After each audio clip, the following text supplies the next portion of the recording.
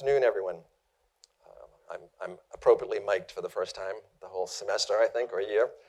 So hopefully everybody can hear me. Welcome to those who are here and those who are joining us by live streaming. We have about 100 people live streaming, and we're sorry that they didn't come out on this beautiful day and have this beautiful lunch with us, but please do the next time. We're thrilled to have Shawna with us today.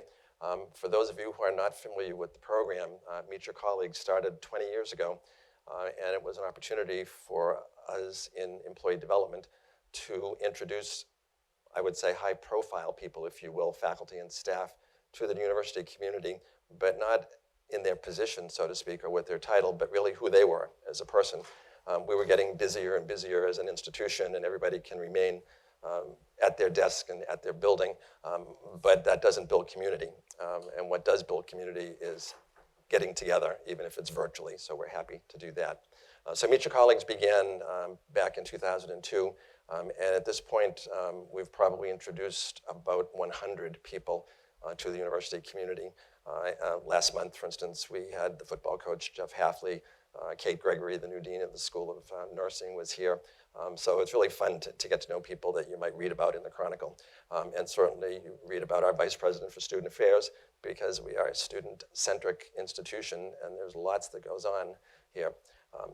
As Shawna knows, in my earlier career, I spent 17 years in the VP for Student Affairs office and saw firsthand what happens on a day-to-day basis, and it's a lot. Very much. And most people don't understand that. They don't realize what goes on because we're not all student-facing positions. So we have an opportunity to learn more about that as well today. Normally, we would ask everybody to introduce themselves, but for the sake of time, we won't do that at this point. But I do hope that you did have a chance to reach out and meet somebody new today. So let's get rolling. Welcome, Shawna. Thank you so much for having me, Bernie. You're very welcome. We'd like to start out by asking our guests to talk a little bit about themselves, where they were raised, if there were people in their early life that were mentors or developed values that you still hold true. Please share with us what you would. Absolutely. So for those of you who have not met me before, I am a native of Champaign-Urbana, Illinois. It's in central Illinois, about 2.5 hours south of Chicago. But really my story starts with my father. My father was a non-traditional student. He went to a junior college, was married to my mom, had my older brother, and transferred to a four-year institution, the University of Illinois, where he was working full-time while studying engineering and volunteering like as a coach and in the community. So every time I have a challenging day, I have to really think, like, my dad had like 3-4 full-time jobs as an adult. And when I was born, they wanted a better education for me, so they sent me to the private Catholic school from kindergarten through 8th grade. And there, I think, was really my foundation in kind of mission-driven institutions, but it was also an experience in where I was the only Black girl for 9 years, that foundational piece of my education. And I talked a little bit about this when I was at Agape Latte, but it was definitely a piece where I experienced imposter syndrome. I was, the only one. I remember one of my kindergarten classmates asking why my hand was brown on one side and white on the other. But it was a kindergarten. It's fine. We didn't mean anything by it. But it was one of those where I put my hands under my hand. I remember also thinking about who I wanted to be in the world. So as I graduated elementary school and went to high school, was the first time I went to school with other people who had looked like me, and hearing people talk about, well, you talk white, and I was like, what does that mean? Yeah. So one of the things that was really important to me, and then growing up in a higher education environment, because the University of Illinois is housed in my hometown, I really wanted to make the most of my college experience. And I had the best of both worlds. A lot of my foundation in my kindergarten through 8th grade education, but also in high school. College allowed me to make choices. And so I became, like many of our students now, and being really involved. I was a resident assistant. I pledged a sorority. I was on our programming board. So you name it, I was in it, and really, really loved that opportunity. But I've always wanted to help people, Bernie. So I majored in elementary education because, little kids are cute. They're fun. And I really wanted to, and figured that was a really kind of streamlined, that's absolutely helping people. So taught elementary school. I moved to Evanston, Illinois right after graduation, where I taught elementary school from first and second grade. That allowed me to really start to help people, and I was simultaneously, and I don't recommend this to everyone, but in my first 2 years of teaching, I got married, had my son, and finished my master's degree. I would not recommend that to anyone. But after 3 years of teaching, I really started to think about the impact I was having. And for those of you who have taught before in any capacity with little kids, it's hard to kind of see the impact you're having. They're 6, 7, 8 years old. And I really wanted to have a more immediate impact on the groups that I was working at. So I thought, hey, maybe I'll go back to school and teach at the higher education level. And so was blessed with an opportunity to be a doctoral student at Boston University, and was in all these wonderful classes like adult and adolescent development. And I was like, okay, I'm finding my groove. And then I took research methods. I did that myself. And it wasn't fun, was it? No. And I said, wow, not only do I not want to teach full-time the little kids, I don't want to full-time teach the big kids either. But I just so happened to be doing a graduate assistantship in the Boston University Initiative for Literacy Development, where I was working with undergrad and grad students, placing them in Boston Public Schools, tutoring reading. And the conversations I was having with those undergrad and graduate students really filled my spirit. And it was an opportunity to interact with them as an administrator. And I said, oh, I think that I've found my groove. It just so happened to be living in the mecca of higher education in Boston. And so at the time, another opportunity came along at MIT, working as assistant director of student activities, where I got to work with the Black Student Union, the Latino Cultural Center, as well as MIT at the time had a class system, so worked with the freshman and the senior classes, and absolutely fell in love with higher ed and student affairs, and really how I got my feet wet into the industry. And just again have been blessed with a number of opportunities since. So I won't go into that in case there's some more questions that have to do with that. There are, but I did want to go back to your undergraduate days, because you're dealing with mostly undergraduates now. You were very involved, as you said. Are there occasions or experiences or people that stick with you to this day from that undergraduate period? Absolutely. So I would think back to a few of my professors in particular. Because as I was taking classes, there were definitely situations that almost mimicked my elementary school experience. So one of them was a professor who we were talking about reading, and at the time the hot topic was Ebonics. And it was about, we're having a debate in class around, should we teach Ebonics? No, we shouldn't be teaching children how to speak incorrectly. And I was like, can I say something here? And I said, we're not teaching children how to speak or write incorrectly. We're taking what they already know and building off of that and building scaffolding. And my professor at the time really allowed me to learn from that. He's now dean at the College of Education at the University of Illinois. Wonderful. I also got to do undergraduate research. And part of the reason I started to think about even earning my doctorate was I was a member of the McNair Scholars. And particularly, I wasn't a first-generation student, so my father had went through as a non-traditional student, but none of my family at that point had really gotten their advanced degrees, and certainly not their doctorate. So that seemed really, really intimidating. And being able to pursue research as an undergraduate was really powerful to me, because I thought I had the student activity side down, like I was involved in all these other things, but pursuing academics was something that it was a little intimidating. And so working with the McNair Scholars Program with the staff and at University of Illinois' Office of Minority Student Affairs really had a big pull on me in pursuing my doctorate. And in fact, coming here and being able to, chat with Rosanna and with Carl and talking about, the McNair Scholars and learning to learn and student support, it was really nice to see like, oh, look how much we're still contributing and giving back. That's wonderful. That's a fantastic program. You began to talk about your career, so could you bring us through, in doing research, you have had a lot of very interesting positions.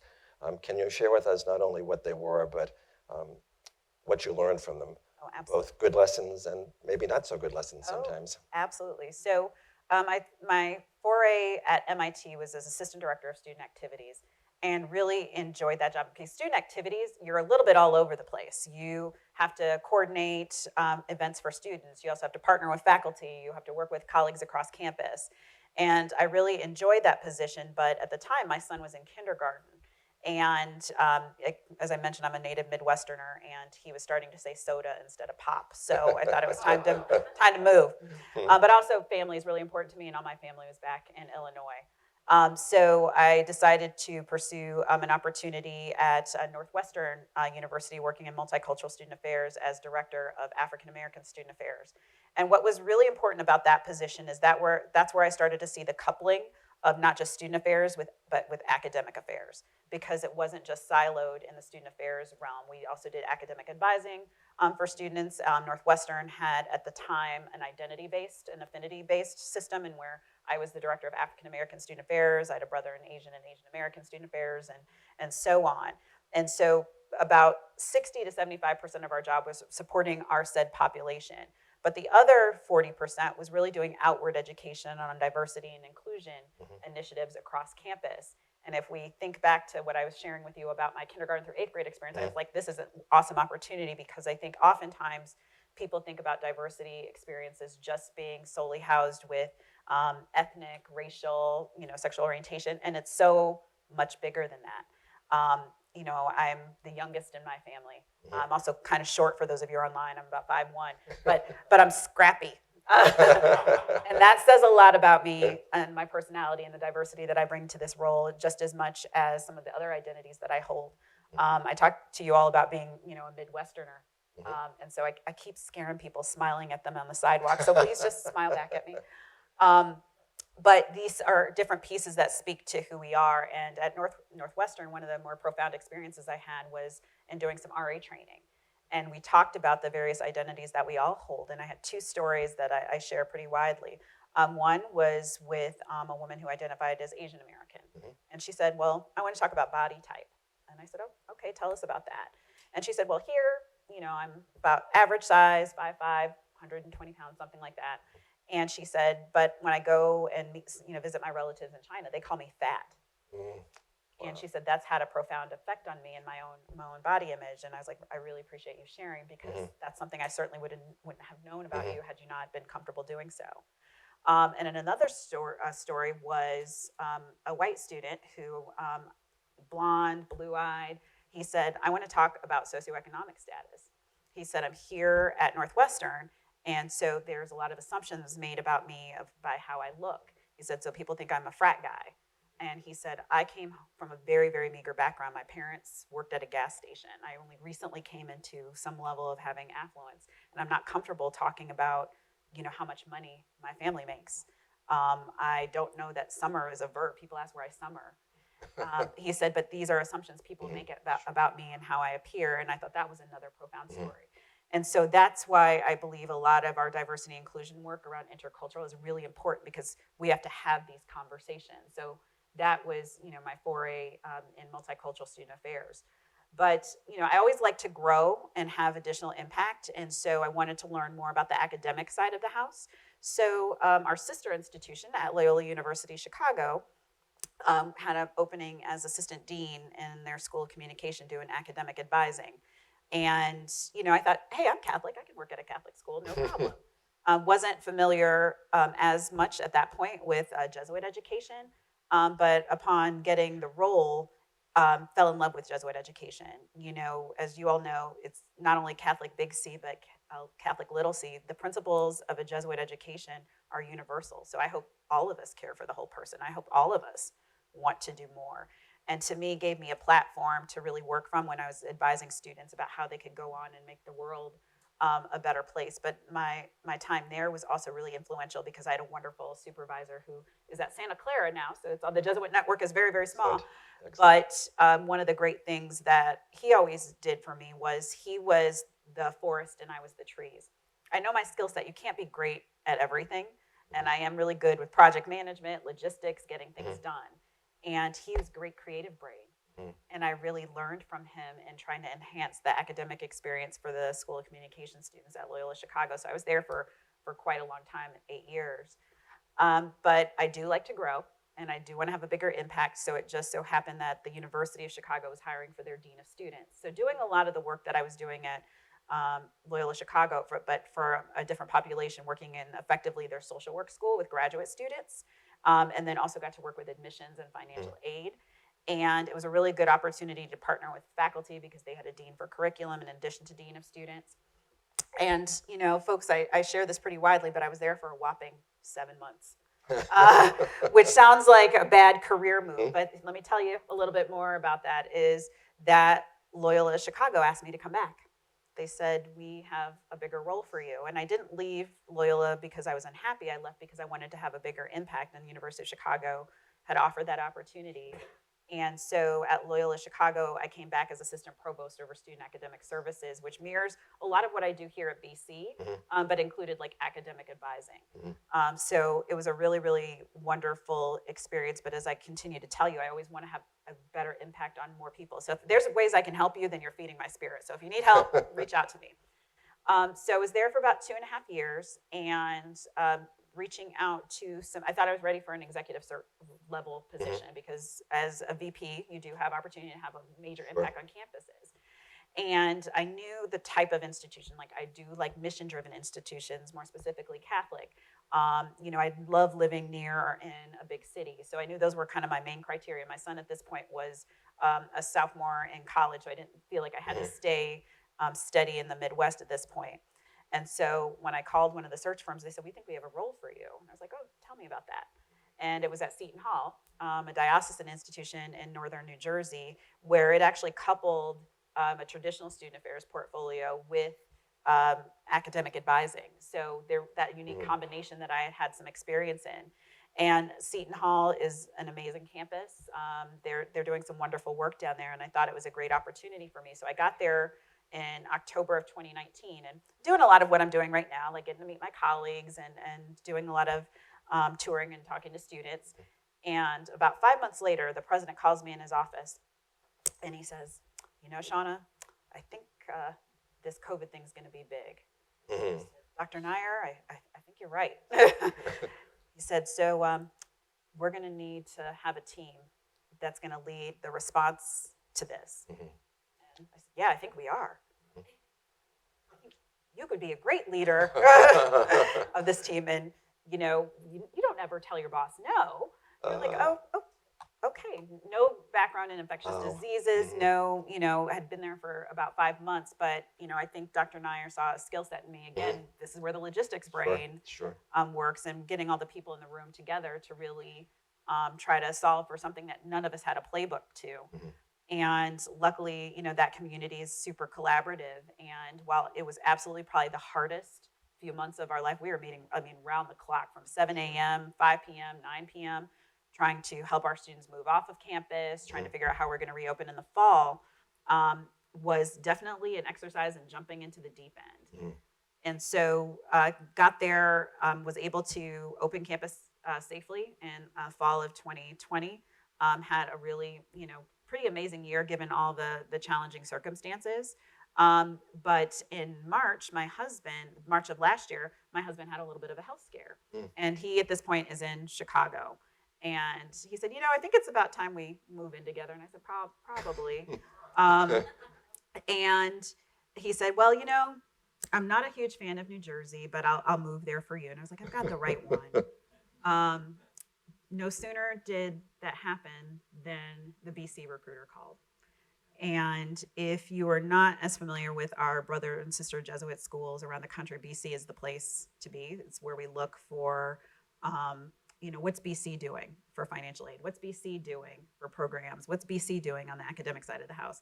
And so when I was talking with him about it, he said, this is a no-brainer. He said, you are familiar with Jesuit education, and it's where your love and passion has always been. You would be going back to Boston, where not only is it a higher ed mecca, but you're familiar. And he said, it seems like there's a lot of opportunities for you to enhance what is already a great community. So I couldn't turn the opportunity away. So that's how I made my way here. Thank you. Before we dig into the BC experience thus far, you've moved around a lot. What was that like? It was career-driven. Yeah, it was always career-driven, but it's always about thinking about how I can make the world a better place. So if we go back to the pillars, that's really what it is. And from each of these roles, I realized that I was able to have a bigger impact on not only the students, but the colleagues who I work with, because I'm a continuous learner. Hmm. I don't pretend to know everything. And I know some folks in this room, probably on the call as well, I've learned from. And each of those opportunities really provide an opportunity for me to learn and a bigger scope for me to help, because that is what fills my cup. And then as you leave places, you never really leave them. The impact that you have there, the relationships that you've built. And so I look back throughout my career and moving around, while it absolutely has sometimes not been, the easiest being away from family, I also thought it was the right thing at the right time. I believe in divine intervention, Hmm. that all roads led to BC, even from my foundational, Hmm. education, kindergarten through 8th grade. My parents didn't grow up Catholic, Hmm. and yet they sent me to Catholic school.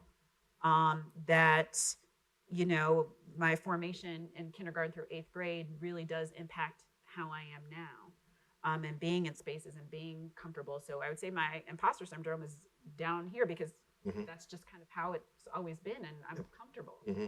Um, I would say that I consider myself a pretty inclusive leader, in that a lot of my work has been talking to all of you, talking to students, and building something off of that. Not what I did in school, not what I think is fun, as well as being sometimes the heavy and the tough, and having to say no and make difficult decisions. I've had to make difficult decisions for not only myself and my family. My son, when I left and went to Seton Hall, even though he was a sophomore in college, said I abandoned him. So we had to have Sure. some very, very Sure. tough conversations around Yep. that. But really, part of my role here is helping our students navigate. Hmm. I think going to school, when I went to school, we didn't have the internet, really. I think it was like the first time anybody had ever registered online when my freshman year in college. But we didn't have the social media and fear of missing out and all these other pieces. So what I try to bring in is bringing back some of those opportunities for intimacy that I can Hmm. get into. Maybe you ask me a few more questions. Sure, sure. Just one point to let you take a little break. A friend of ours had a son, and they used to have these contentious conversations. And what she decided to do was to make sure that they were at a restaurant when he had to be quiet and polite, whatever, and then they would have the conversation that had to be had. So you might want to think about that. Good idea. Is BC what you expected? It's one thing to hear about it, to be outside of it, and to be at BU and hear about it. But what was it like coming here? What were the surprises? It's actually more than I expected. I think that in some ways I had a little bit of a stacked deck. And I'll say that because our students are coming out of the pandemic, so they haven't had the social experiences that they have missed out on for the last couple of years, so they are yearning for it. So there's some amazing school spirit here. Clearly, the campus is beautiful, and what's amazing to me is that we're just enhancing that beauty, like that's going on with the Hogue Basketball Center. The 245 Beacon was just phenomenal. And so, having been in a number of institutions, I'm like, wow, they're making a pretty campus even prettier. This is kind of amazing. But also the collegial spirit. People have been so welcoming and so kind and want to work with us, and student affairs, that it's been really fantastic. So I know I've talked to some folks in the audience today that it's not just student affairs kind of sitting in the silo. One of the things that I'm really privileged to be able to do is every month I meet with David Quigley and Father Jack Butler, really talking about the trifecta of the student experience being, first and foremost an academic institution, then being, a Jesuit Catholic institution, so a spiritual journey, and also a social, like bringing fun. And that trifecta has been really, really helpful in some of the initiatives that we're introducing as a university. It's not just Shawna's job. And everybody really willing to work with us and really see how we can enhance what we've already got. So again, that's what I'm talking about with the stacked deck. But also in talking with Father Leahy, one of my first meetings with him, he gave me the pamphlet, Journey to Adulthood. And if you don't have it, it's online. And it talks about how we have this trifecta in the BC student experience. And it was this beautiful pamphlet, and I'm reading it, and I'm a higher ed nerd, so I'm over here taking notes, and like this, we could have an executable plan and all these other things. But I don't know that our students really get that. And we are the leader in formation. So in talking with David and Jack, I really emphasized, I said, we need to really create pathways for these students so they can really navigate their own journey here into adulthood.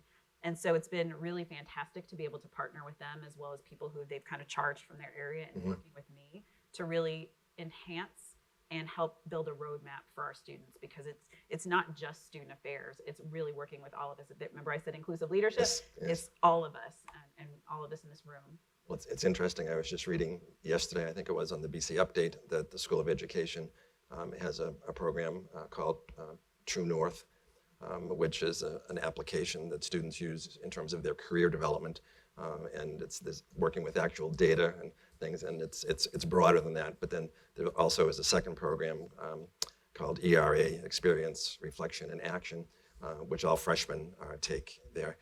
And it's in the same formation, format that you're talking about. And so it is wonderful to see that going on all across the campus in different settings. And that consistency is great for the student experience, because they can see it, in all parts of their life. And the hope is that they'll be taking that with them whatever they do. Now, what was the biggest surprise so far that you've had here? The turkeys. Oh, we are talking about the animal turkey. I've just been really pleased and surprised about how open people are to working with me. As you know, institutions of higher education can be very siloed. Like, nope, I'm academics, I'm a faculty member, I teach, that's all I'm going to do. Versus the welcoming emails and so forth that I've gotten. I'll also say, as I introduce a new idea, people be like, no, we don't do that, or we can't, we don't have the capability. And I've been getting a lot of, well, let's look at how we can do this a lot. And so people's openness to that. Thinking about our work as a university in different ways.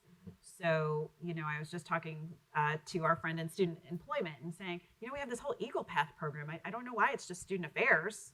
Maybe we should work with student services and other people who have student employment and really helping support, students in their own career journey. I think I've talked to 2 or 3 people just this afternoon who found their way from student employment.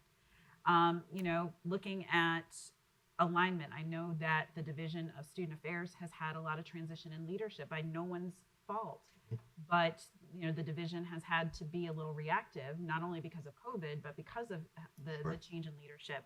And so, the leadership team of Student Affairs, as well as the directors and everyone else, have been really receptive to, here's what I'm thinking of how we can really operate and build a roadmap and be more proactive than reactive with our work.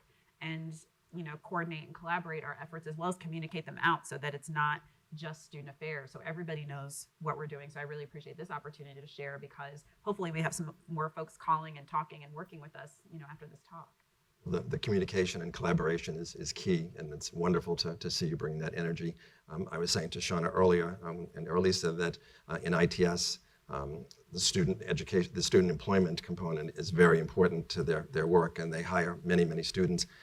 And from personal experience, my youngest son was a theater major here, but was very good with technology. He got a summer job there and then worked through his senior year. And he's now in his 14th year as an ITS professional in New York City, and just returned to Boston. And that was all because of summer job and work. So it does make a difference. And I think the more we can collaborate across the university and identify what is going on, the more we'll all sort of raise the bar. So that's great. What gives you satisfaction at work? When you go home after a good week, good day, good month, what was it that stays with you? So I purposely on Friday afternoons have open office hours for students from 3 to 5.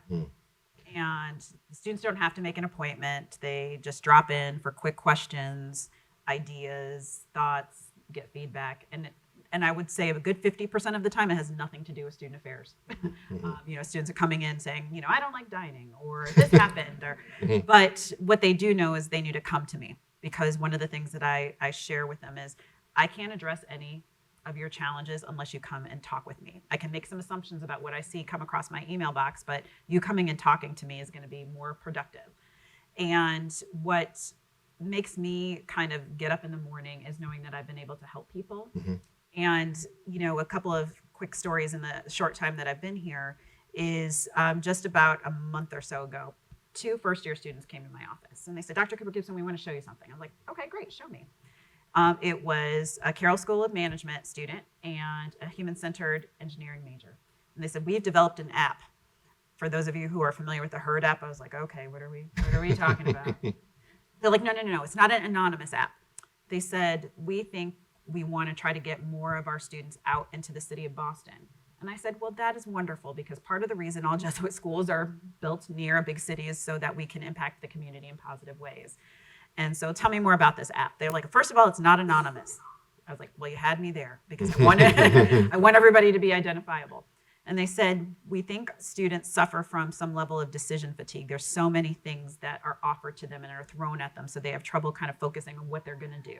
So we've developed an app that allows folks to only swipe 4 times based off of things to do in Boston and what they're interested in doing. So if I'm an active person, here's where I can go take a hike or a run. If I'm more into arts, here's a museum or a theater I can visit. Very nice. And then you can see what your fellow students are doing. So if Shawna's going to go to this museum, Bernie can also log on and say, oh, Shawna's going to this. Yes, Maybe I very can join nice. her.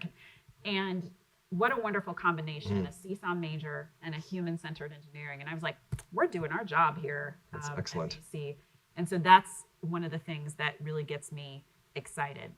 Another thing that lets me know that I'm doing my job is the number of student audiences I go into. And I know I've given very similar kind of talks before. And I say, how many of you have heard this story before? And oftentimes there's like 20 or 30 students in large audiences and maybe a few in others. And they're like, oh, no, we've already met you. And I'm like, then I'm doing my job, because I have to go to them and meet them where they are. Sure. And really work with them to help support their student experience. Because I think you actually gave the best example of my job.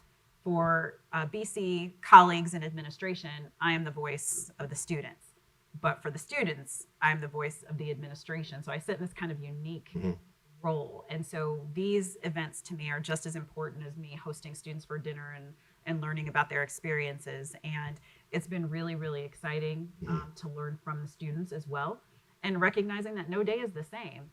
And 5 years from now, it will not be the same. I tease some of the students in saying fashion. I was like, oh, the mom jeans are back. We did that. But that we have to be nimble and adaptable to what our students need. Knowing that the long-term effects of COVID, particularly the socialization, is going to be with us for a little while. So I think that's why these pathways are going to be important. But 5 years from now, I need to reassess and see, is this the route we want to go? So I don't want to just say, okay, we're done. I want it to be an iterative experience for our students. It's going to be based on who comes through to come to BC. And that's why I enjoy these partnerships. So like working with Grant Goslin and John Mahoney, saying, okay, here's our first year classes. Working with advancement, saying, top of mind is mental health. And so, some of our fundraising efforts are going to, certainly focus on that. But also celebrating, our Jesuit Catholic heritage. So again, I was really blessed with the opportunity to do Agape Latte, and hopefully I didn't bore everyone talking about what I've Doubt prayed that for. very much. So it's been, every day. It's not just every week, but every day I just feel really lucky to be here. And that every time I'm able to help anyone, it's really been exciting. I mean, even I was just talking to Drew before. Drew went to NASPAR's kind of National Student Affairs Conference, and just being able to give him a few guidance. I was like, NASPA's big. It's a lot of people. You're going to have to extrovert quite a bit. But even just engaging with him there was wonderful. And knowing that, there are several friendly faces in this room. So thanks, Steph. Thanks, Clara, for being here. But just to me, it's one of those things that I know that I've got a really great team of folks who I get to work with every day. So that's also what makes me really excited to be here. That's wonderful. It really is. What Shawna didn't say, I introduced her in another program last week, and I was describing the job, having worked in student affairs, as I said, and I think it's one of the toughest jobs on campus because you're in that position. Students don't really care who it is that makes the decision. They just want what they want. The senior administration or the trustees or whatever have a very different perspective. It's much more strategic, and they don't want certain things, and the nexus is this person's position. It really is. And so you're really trying to convey, truth and honesty to both. And it's challenging, it really is. But with your energy, that's wonderful. You help a lot of people. Who helps you? I would say not only my colleagues. I meet with Father Leahy at least once a month, as I mentioned, David Quigley and Father Jack, but also Mike Lockhead. So I never feel like I'm alone. So when I came to BC, I introduced myself to the division, and I said, I want people to get to know me. because I want them to have access to me. So one of the things I'm in the process of doing is meeting with every single person in my division one-on-one. So, Giannis can be my validator here, that I'm meeting with them because I've told my story. I want to hear theirs. Sure. I can't support them unless I learn from them. The students are also really supportive. So they are amazing. I've hosted a number of dinners, and I said, I need you to be open and honest with me and be constructively critical. What are the things that you celebrate and love about BC? What are the things that we could be better at? Even in my onboarding, one of the things that I'm trying to do is really do some cultural alignment with our division. Like, part of our work is addressing some of our challenges. Mm-hmm. And we would be remiss not to say that as a community, we have some challenges, particularly with our undergraduate students. But again, we're not alone in this work. So, I call HR, and who comes to my rescue is Steph, to talk about, here's how we can maybe work through some of these things. But I'll also say that I have to have a lot of faith. We have to make 7,000 decisions before we even wake up in the morning. And it's crucial in this role, because whatever we decide, whether it be as an administration or even in student affairs, it's going to impact our entire community. And so I do have that as part of my background too, in faith. And I just talked a little bit about it at Agape Latte, but I pray for clarity. So we talked about our students having too many choices and why I love this app that only gives them 4 choices. But what if there's not that app that hones in? Right. And so part of what really motivates me is my faith in clarity, because I'm always where I'm supposed to be. Even when it's challenging, it's like, what can I learn from this? And it's been really, really important to me, because every step of the way I've seen the fruit of even the challenging obstacles, whether it being misquoted in an article, or having to give some constructive criticism to a colleague, but not being afraid of that, because I know it's only to make folks and our university even better. Totally agree. You, let's see, how do I want to phrase this? You've shared with us the challenges in your life, in your career. What advice would you give as a Black woman who has had increasingly leadership positions at multiple universities, to the people coming along, to somebody just starting out, maybe as still as an undergrad or going into a grad program? I think have confidence in yourself. I think that, again, if I look at my foundational years at Holy Cross, one of the things that I decided, as a middle schooler, was like, okay, I'm going to try to be the best person I can be, the best thing I can be. And I think that confidence that was instilled in me was why I'm here today.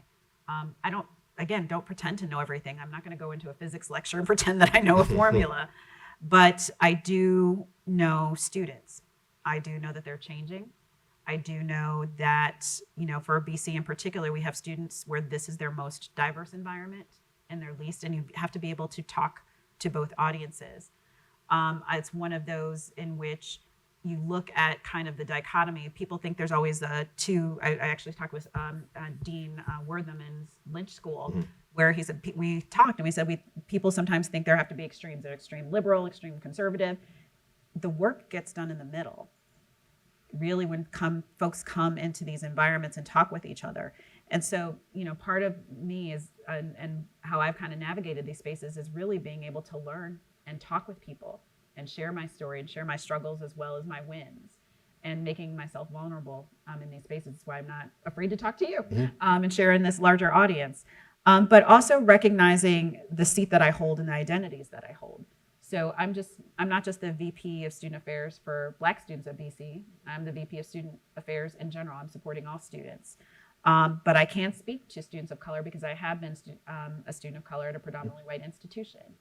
And, further how you navigate that is with that confidence and, having these conversations with our students, like, you all got into this school. We are a top tier institution and you deserve to be here. You're very smart. And if you need me to tell you and give you that pep talk, then I'm happy to do so. What you really need to be thinking about is how you're going to pay it forward. I stand on the shoulders of giants. I have the privilege of having one of my more immediate predecessors being here on campus with me. Sure. She is one of those giants for which I stand before. I think about, my ancestors. My grandmother was an elevator operator. And for those of younger folks, that's the person who literally pushed the elevator button for you. I bet she couldn't imagine that her granddaughter would be in this role. So I don't take that lightly. But at the same time, I strive to do the most excellent job so that those who come after me have it easier. And so those are the pieces that I think about, particularly navigating not just BC, but just the world. We talked very briefly about watching some of the hearings right now and, taking it with grace and learning how that works. You've said diversity, equity, and inclusion is an important part of our work, not just your work. Can you, from your experience, think about a program, an activity, an attitude, whatever, at one of the schools that you were at previously that worked successfully, and then perhaps apply it to Boston College's situation, and if there are some ideas that you have now, or you're just in discussions with people about how we can make BC even a better place? Absolutely. So I'll give two examples. One is when I was at Northwestern University, in multicultural student affairs, we really wanted to welcome the students back to campus during our weeks of welcome. And oftentimes these are focused on first year students. And we realized that we really needed to host for larger groups of students, as well as not just first year, but all throughout the class years. And so one of the events that we had was a multicultural experience. And so we had the Black student experience, the Asian student experience, and Latino student experience, but we had them overlapping so that students can move in and out, saying it's not just for the Black, the Latino, or the Asian students, that they can go to each one to learn more about each other. And we replicated that at Loyola Chicago because what the students were looking for was just an opportunity to gather and to see and to welcome each other back. They've spent summers away. And so that was one of the things that I thought was a really good thing. So this year in our opening weekend, one of the events is we're gonna have the Thea Bowman Intercultural Center host a welcome at the end of the opening weekend. But one of the things that I alluded to earlier is the intimacy that we want to build for our students. And I talked with Father Jack quite a bit about it. He introduced this concept around intensity versus intimacy to me. And I really grabbed onto it because it's something that I think really perfectly explains our student population. We have an extremely intense student population. They're very smart. They're very active. Like you talk to them, they're like going to this meeting, they're going to that meeting, they're volunteering, they're going on a retreat. So they know how to do intense well. The get to know each other, having conversations like you and I are having right now, is not the easiest for them. I asked a few student workers a while back, I was like, how do you all make friends? And they're like, what do you mean? And I was like, well, do you like go and introduce yourself? Like, hi, I'm Shawna. They're like, no, that's weird. And I was like, okay. So they don't know how. Add the pandemic on top of it, they had a lot of these social experiences taken from them. So proms, graduations, where they got to learn. So they lost 2 years of that. So part of our work is creating these intimate experiences. So one of the things that we'll be doing this opening weekend, and I alluded to it a little bit earlier, was our opening speaker is going to talk about our students. The only thing that they have in common, all in common, is that they're members of the BC community. Beyond that, none of us have 100% of the things in common. So, Bernie, I'm going to assume, are you a Patriots fan? Yes, I am. I'm a Bears fan.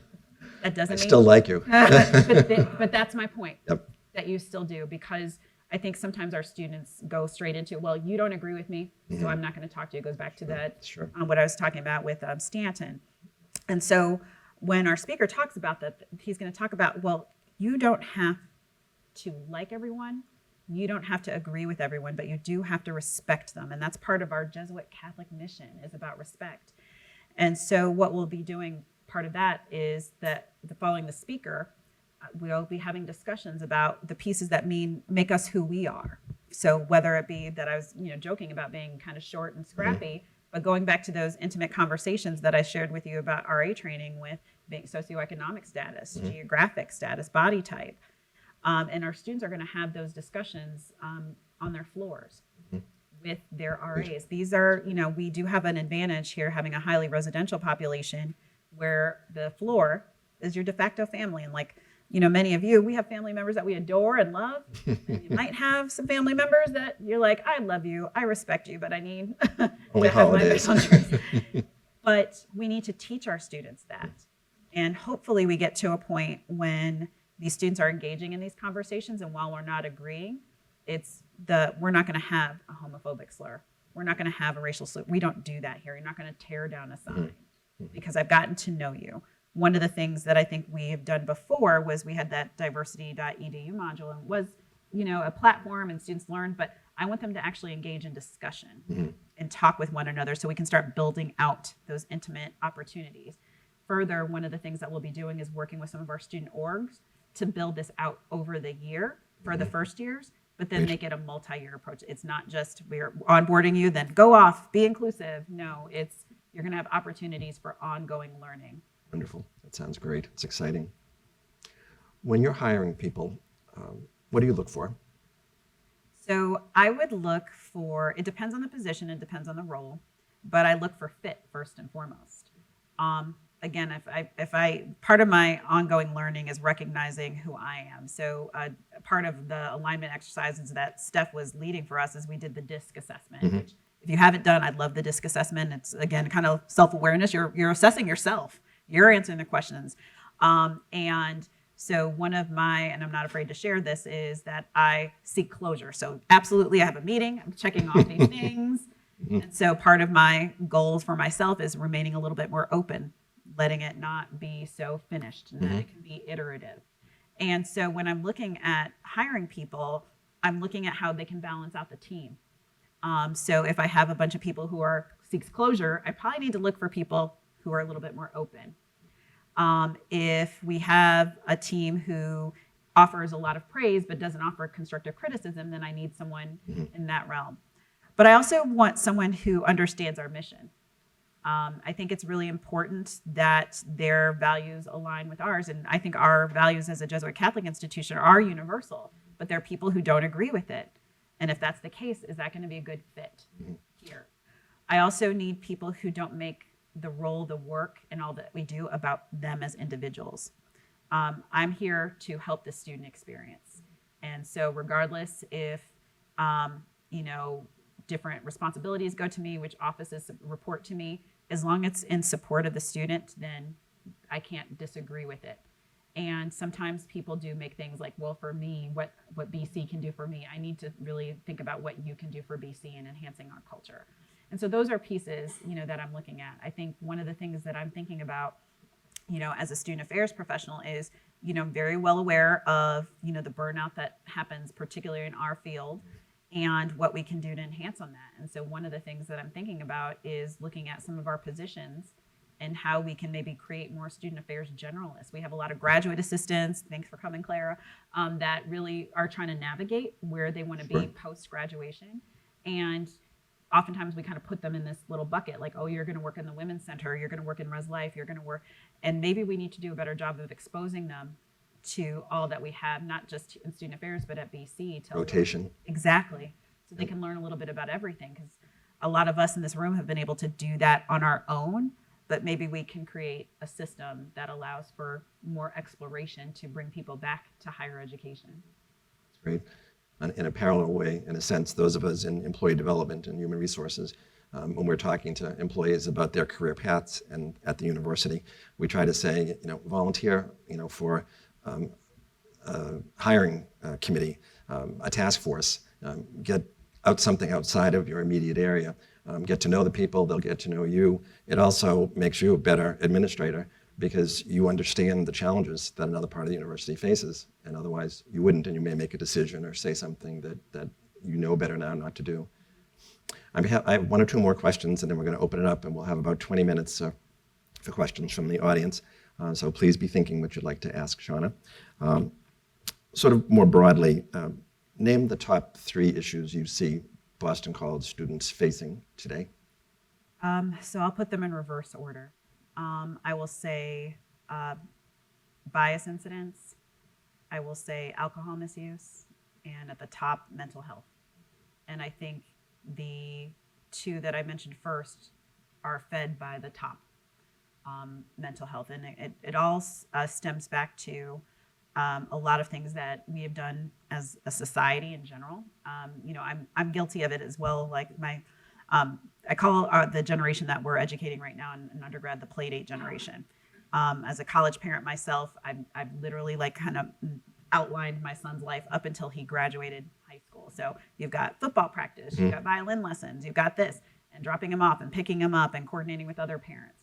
And so when I dropped him off at college, I mean, and I'm an empty nester now, so I literally like didn't stop the car. I just let him roll out. But when it came for him navigating his own life, he wasn't as well equipped as I would have liked him to be because I had done everything for him. Sure. Our parents in particular want to fix our student problems and everything from mental health. And that has created some challenges for us as we, again, trying to have this journey to adulthood. It's hard if mom and dad are intervening. And our students are also, we're already having this problem pre-pandemic with social media saying everybody's winning, everybody's doing all these great things, where do I fit in? And fear of missing out. And so our students now with the pandemic are really trying to double down on what they've missed and then partaking in different ways. And so I think mental health is the biggest challenge. One of the things I've hosted a number of dinners for students across the campus and over the last 7 months. And they said, we need to better emphasize rest and always being on. And then the moment they said that, I was like, oh, I have a meeting to go to. And I'm like, you know what? You're right. And why the pathways that we're going to provide are not a checklist, but really a choose your own adventure to allow them to navigate.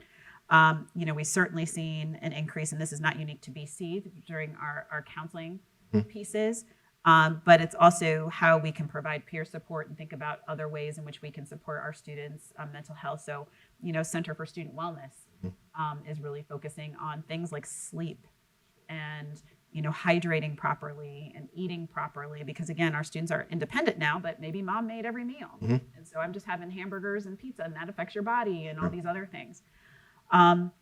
The piece around alcohol, substance abuse in particular, we used to have an alcohol committee that was just in student affairs. And I said, why is it just student affairs? It impacts everyone on this campus. And so Janine Kramer and Chris Darcy oversee the substance abuse prevention advisory group that has not only mission and ministry and student affairs, but we have faculty from nursing and social work and CSOM really trying to work and make recommendations for, helping support our student experience. And then of course the bias piece. And I think that's why I'm doing some of the diversity and inclusion work, because the unique opportunity that we have at BC is not just within our Jesuit Catholic mission and our residential experience, but we have students who are coming here to learn. And so it's our job to build systemic ways to help them learn about themselves and about others. Again, not to get them all to agree, because that's never going to happen for any population, but to engage in discussion with people who don't, and do so respectfully. That's a great explanation of that. Just in terms of the general university population, our office deals with the older adult population here who are facing many of the same issues that the students are. We've all experienced things the last 2 years that we never thought we would, the losses, et cetera. And to take care of ourselves is important. One plug I'll put in is that during the semester break 2 weeks ago, I took advantage of an offer from the Center for Ignatian Spirituality to do a 5-day silent retreat out of Dover. Very intimidating. I've never done that before in my life, but just wanted to do it for several reasons. And it was one of the best experiences I could have imagined. And it was a lot of that. There were options to do things, but there were also options to take a nap. Who takes a nap? Those types of things, and do some reading, do some journaling, things that we just don't give ourselves the gift of time to do. So that's a wonderful journey. Part of the homework I give to the students every time they come in, I said, what have you done for yourself? And the number of, and I said, so the next time I talk to you, I need you to have an answer for that question that doesn't have to do with school, doesn't have to do with family, just for yourself. Great. My last question. What are your hopes for the graduates of Boston College? I think they're the same hopes that I hope we all have. Is I want them to go out and make the world a better place. So if you leave us and when you graduate, you end up getting a multi-million-dollar job, I want you to figure out how you're going to give back to help others. If you are going into a helping profession like teaching or nursing or social work, I want you to make sure that you are also sharing that cura personalis with the students who you're working with and giving that grace. Look at the small ways in which you have an impact, because I think, our students often set really, really high hopes on all the things that they can do. And one of the things that we constantly try to teach them is that you all are not going to be able to end, world hunger, as an example, but you can donate food to a food pantry. And think about what you can do with your education to give back. So don't put that pressure on yourself to end world hunger, but what can you do within your capacity to help make the world a better place, and really, finding meaningful work. And I see that in a number of ways. I've seen, graduates from BC go on to be great business people, but also work in hospitals and social workers and teachers. And each of us has our own unique talents, use those talents for good. And so the penultimate BC graduate, we've done our job with that formation, because no matter what they're doing, they're giving back. Okay, why don't I open it up to questions? Carolyn has a mic up. Mic. Any questions or comments that you want to make? Something you might have learned? Don't. Hi, Shawna. Thank you so much. It was great to meet you.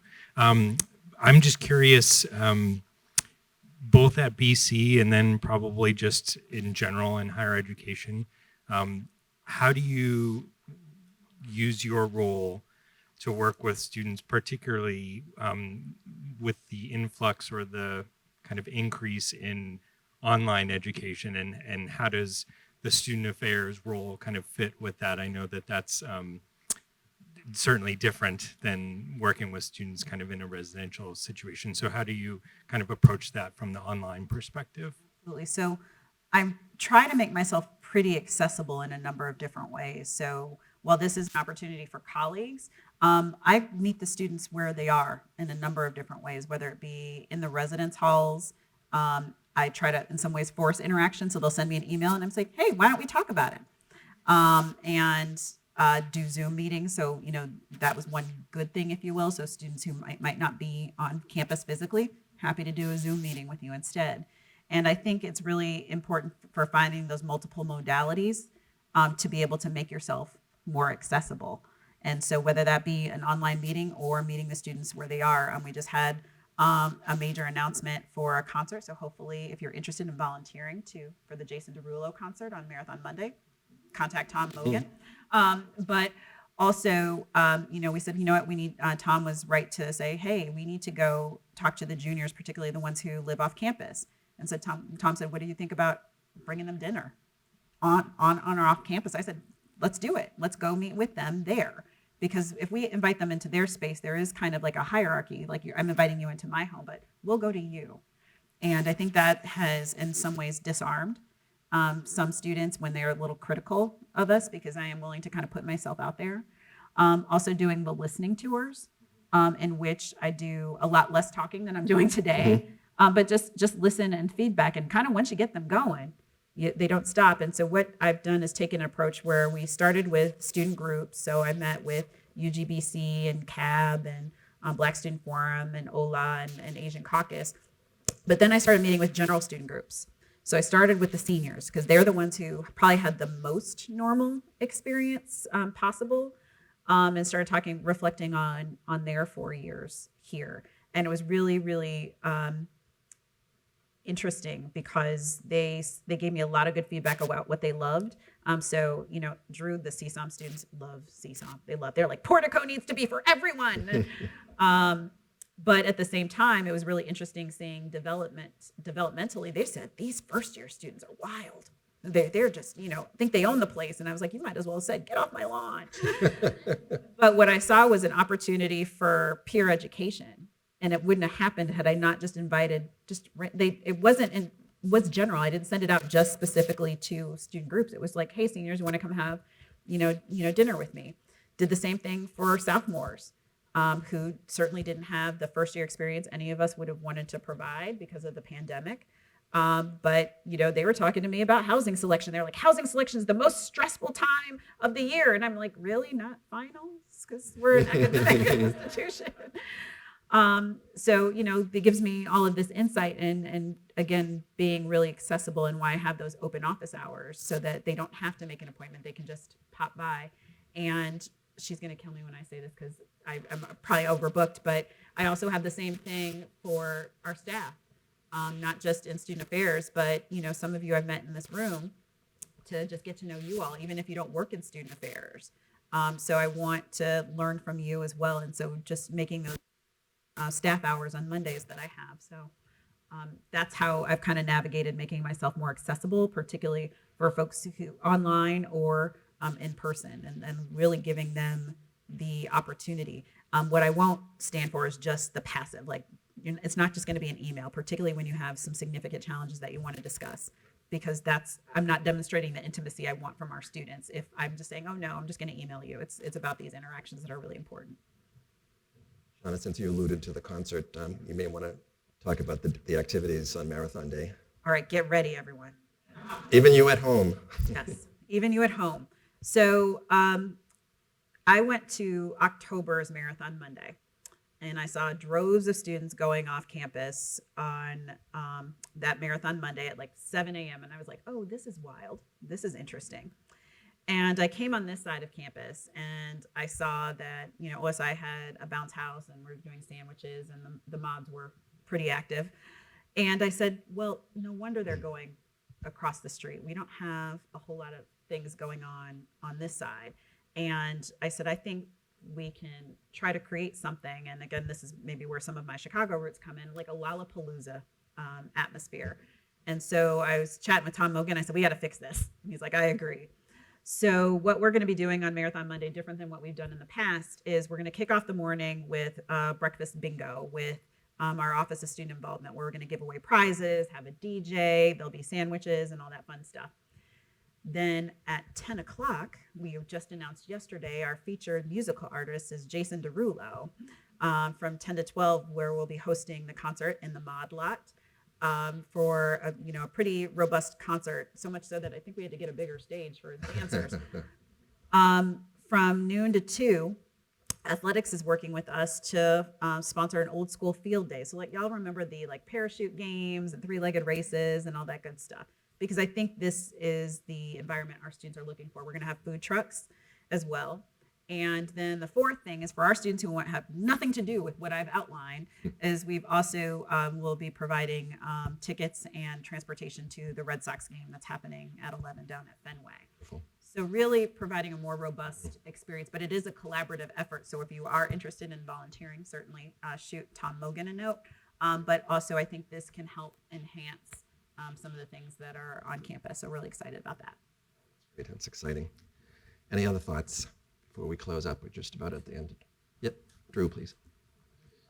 Yes.